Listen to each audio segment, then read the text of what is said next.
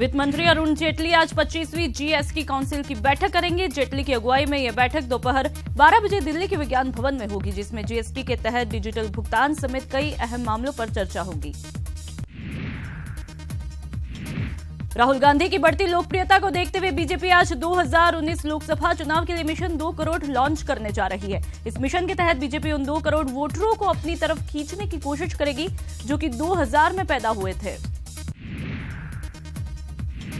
Israeli PM Benjamin Netanyahu Ahmedabad से मुंबई पहुंच चुके हैं। आज वो इंडिया इजरायल बिजनेस समिट में शिरकत करेंगे। इसके बाद वो यहां शालोम बॉलीवुड के नाम से मेगा कल्चरल कार्यक्रम में भी शामिल होंगे। इसके अलावा कोलाबा में मुंबई हमले में मारे गए लोगों को श्रद्धांजलि देंगे। इससे पहले बुधवार को इजरायली पीएम नेतन्याहू अपनी पत्नी सारा के साथ अहमदाबाद पहुंचे, जहां पीएम मोदी ने उनका स्वागत करने के लिए खुद पहुंचे। रक्षा मंत्री निर्मला सीतारमण ने जोधपुर में सुखोई 30 MKI से उड़ान भरी। इसके बाद उन्होंने अपना अनुभव साझा किया और कहा कि उड़ान के दौरान ये महसूस किया कि सुरक्षा बल स्थितियों का कितनी जल्दी जवाब देते हैं। NIA आज 7 अलगाववादी नेताओं के खिलाफ चार्जशीट दायर कर सकती है। NIA सूत्रों के मुताबिक चार्जशीट करीब 5000 पन्नों की है, जबकि मुख्य चार्जशीट 50 पन्नों की है। आज ही इन 7 आरोपी अलगाववादी नेताओं की न्यायिक हिरासत खत्म हो रही है। फिल्म पद्मावत को लेकर प्रोड्यूसर की याचिका पर आज सुप्रीम कोर्ट में सुनवाई होगी। नाम बदलने के बाद भी इस फिल्म को कई राज्यों ने बैन किया और इसका विरोध लगातार जारी है।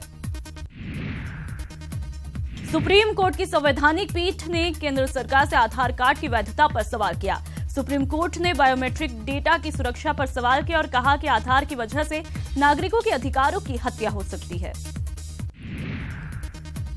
10 रुपए के सिक्कों को लेकर आरबीआई ने एक बार फिर से लोगों के कंफ्यूजन को दूर किया। आरबीआई ने साफ कहा कि जो भी मार्केट में 10 रुपए का सिक्का चलन में है, सभी वैध है। आरबीआई ने कहा कि अब 14 डिजाइन के सिक्के मार्केट में चल रहे हैं। जम्मू कश्मीर के RS-पुरा सेक्टर में पाकिस्तान ने एक बार फिर सीज फायर का उल्लंघन किया।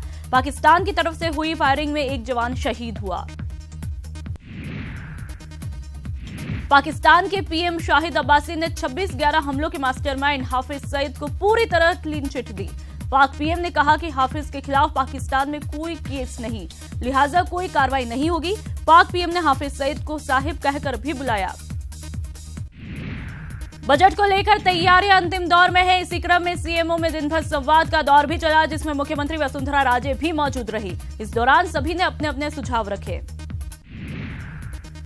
पचपदरा में रिफाइनरी कार्य शुभारंभ पर पीसीसी चीफ सचिन पायलट ने राज्य सरकार पर प्रदेश की जनता को धोखा देने का आरोप लगाया। पायलट ने कहा कि जिस रिफाइनरी का पहले ही शिलान्यास हो चुका है। अजमेर लोकसभा उपचुनाव का प्रचार जोरों पर है। बीजेपी प्रत्याशी रामस्वरूप लांबा ने बुधवार को दक्षिण विधानसभा क्षेत्र में जनसंपर्क कर अपने समर्थन में लोगों से वोट देने की अपील की। अलवर में बीजेपी के राष्ट्रीय उपाध्यक्ष अविनाश राय खन्ना ने बीजेपी पार्षदों और पूर्व पार्षदों की बैठक ली। बैठक में उन्होंने सभी पार्षदों से घर घर जाकर संपर्क करने के निर्देश दिए। राष्ट्रीय मानवाधिकार आयोग के अध्यक्ष जस्टिस दत्तू आज से 2 दिन जयपुर दौरे पर रहेंगे। इस दौरान आयोग खुली सुनवाई और कैंप सिटिंग भी होगी, साथ ही एनजीओ प्रतिनिधियों के साथ चर्चा भी होगी। देश विदेश के यूरोलॉजिस्ट आज से जयपुर में जुटेंगे, जहां ये सभी यूरोलॉजिस्ट 3 दिन तक बिड़ला सभागार में यूरोलॉजी सोसाइटी ऑफ इंडिया के बैनर तले होने वाली यूसीकॉन 2018 में शामिल होंगे। यूपी के हरदोई में घने कोहरे के चलते एक सड़क हादसे में 5 लोगों की मौत हुई। बताया जा रहा है कि कार बेकाबू होकर तालाब में गिर गई। हैदराबाद के वनस्थलीपुरम इलाके में एक बेकाबू ट्रक ने कई लोगों को रौंद दिया, जिसमें 4 लोगों की मौके पर ही मौत हुई, जबकि कई लोग घायल हुए। पूरी घटना सीसीटीवी में कैद हुई। पश्चिम बंगाल के मिदनापुर में भीषण सड़क हादसे में 7 लोगों की मौके पर ही मौत हुई, जबकि 26 लोग घायल हुए। सभी को अस्पताल में भर्ती करवाया, जिसमें कुछ की हालत गंभीर बनी हुई है। चश्मदीद के मुताबिक यह हादसा बस के नियंत्रण खोने की वजह से हुआ। कानपुर में 96 करोड़ की पुरानी करेंसी बरामद हुई। ये करेंसी साड़ी और रियल एस्टेट कारोबारी के घर से हुई। पुलिस ने इस मामले में 16 लोगों को गिरफ्तार किया। ब्राजील के मशहूर फुटबॉलर रोनाल्डिन्हो ने संन्यास की घोषणा की। रोनाल्डिन्हो ने 2002 में ब्राजील को वर्ल्ड कप जीतने में मदद की थी।